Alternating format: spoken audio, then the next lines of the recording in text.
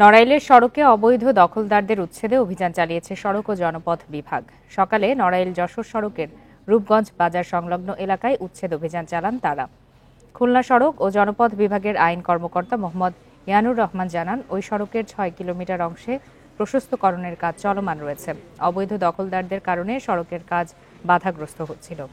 দখলদারদের স্থাপনা সরিয়ে নিতে বেশ কয়েকবার নোটিশ দেয়া হলেও তারা সাড়া দেয়নি। বেঁধে দেয়া সময়ে তারা সরে না যাওয়ায় সেখানে অভিযান চালান তারা। সড়কের প্রায় ১ কিলোমিটার জুড়ে থাকা অবৈধ দখলদারদের উচ্ছেদ করা হবে বলেও জানায় সড়ক বিভাগ।